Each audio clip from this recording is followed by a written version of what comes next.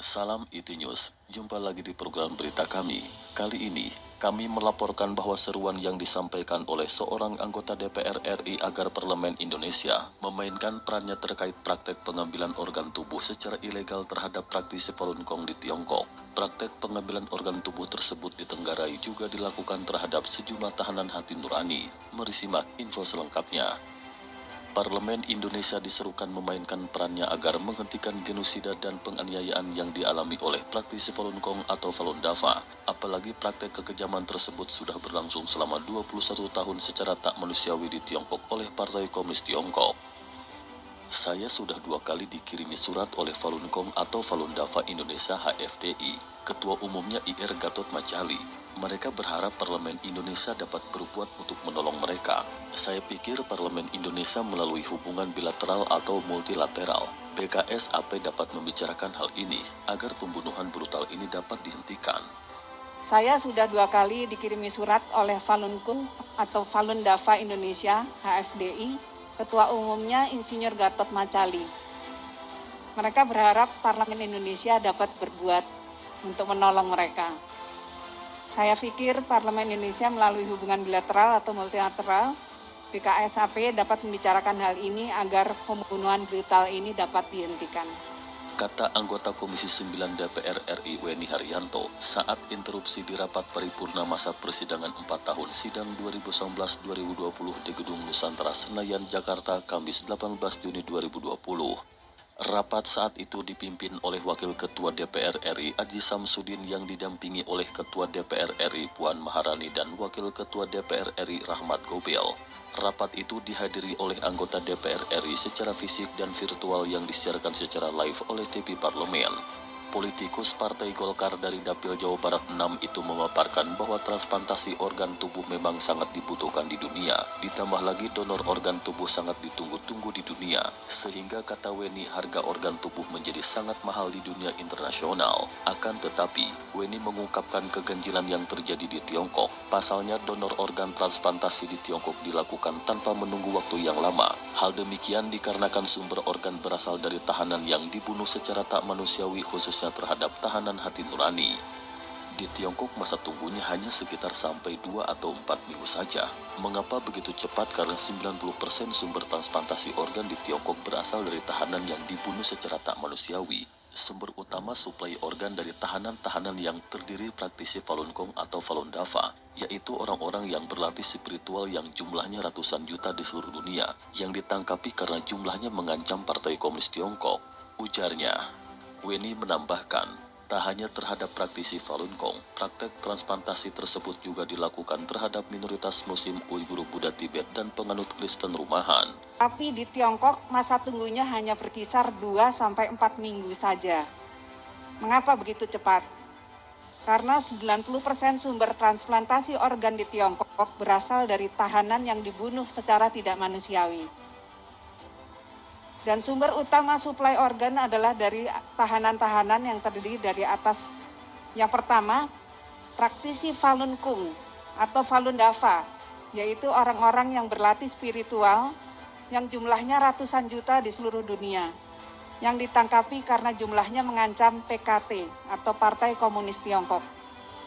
Kemudian yang kedua, golongan minoritas Uighur. Yang ketiga, orang Tibet. Yang keempat, penganut gereja Kristen rumahan. Praktek tersebut dilakukan di bawah kekuasaan otoriter Partai Komunis Tiongkok yang berlangsung selama lebih dari 70 tahun, ditambah dengan kondisi negara yang sedang tidak berperang.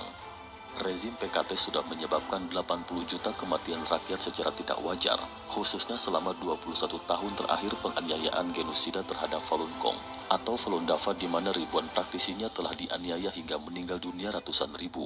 Ujarnya. Di bawah kekuasaan otoriter PKT, Partai Komunis Tiongkok tersebut, selama lebih dari 70 tahun, dan dalam kondisi negara sedang tidak berperang, rezim PKT telah menyebabkan 80 juta kematian rakyatnya secara tidak wajar. Khususnya selama 21 tahun terakhir, penganiayaan genosida terhadap Falun Gong atau Falun Dafa, di mana ribuan praktisinya telah dianiaya hingga meninggal, Weni memaparkan mereka yang disiksa dan tewas ditahan di kem-kem kerja paksa, pusat pencucian otak dan penjara. Dalam prakteknya, sebagian besar sudah diambil organ tubuhnya dan bagi kebutuhan pasien dalam negeri dan mancanegara. Laporan independen menyimpulkan bahwa praktisi Falun Gong merupakan target utama pengambilan organ secara paksa. Karena selain banyaknya jumlahnya, praktisi yang ditahan juga organ tubuh mereka dianggap sangat sehat. Tegasnya, Ratusan ribu telah ditahan di kem-kem kerja paksa, pusat pencucian otak, dan penjara. Dan sebagian besar telah dibunuh untuk diambil organ tubuhnya dan bagi kebutuhan transplantasi pasien dalam negeri maupun mancanegara. Laporan independen menyimpulkan bahwa praktisi Falun Gong merupakan target utama pengambilan organ secara paksa. Karena selain banyaknya jumlah praktisi yang ditahan, juga organ tubuh mereka dianggap sangat sehat. merespon interupsi tersebut, Wakil Ketua DPR RI Aji Samsudin mengatakan akan menindaklanjuti masalah tersebut di Komisi 1 DPR RI. Tentang pembunuhan terhadap Falun Dafa itu, kami akan menjadikannya catatan dan kami akan meneruskan ke Komisi Teknis dalam hal ini Komisi 1 untuk melakukan penjajakan dan koordinasi dengan Kementerian Luar Negeri, khususnya di negara setempat.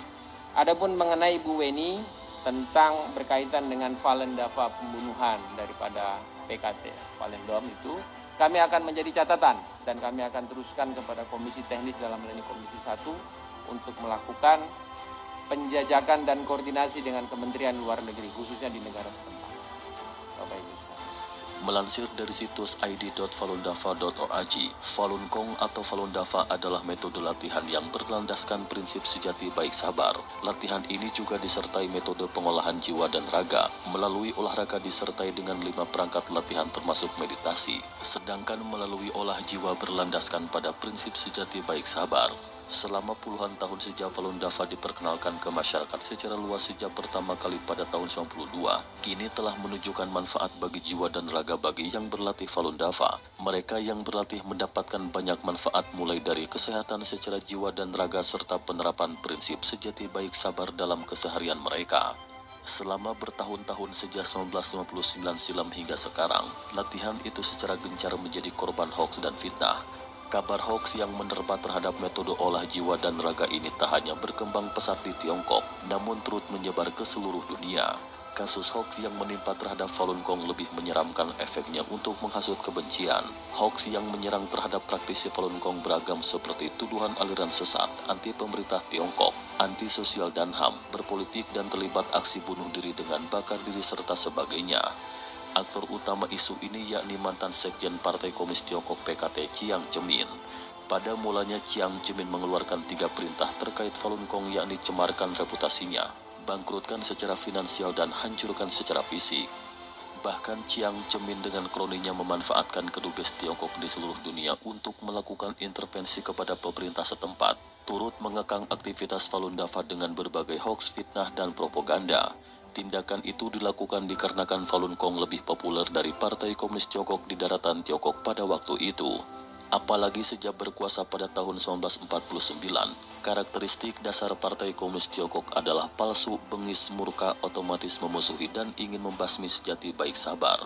Komunis Tiongkok senantiasa mengulangi pola yang sama kepada kelompok rakyatnya yang dipandang tidak sepaham dengan komunisme yang ateis. Namun demikian, para praktisi Falun Gong di seluruh dunia termasuk di Indonesia yang mengikuti latihan ini terus menyuarakan bantahan hoaks-hoaks yang beredar secara masif. Mereka terus-menerus menjelaskan sanggahan fitnahan selama bertahun-tahun kepada setiap individu, lembaga pemerintah termasuk kepolisian, media, tokoh masyarakat, dan LSM.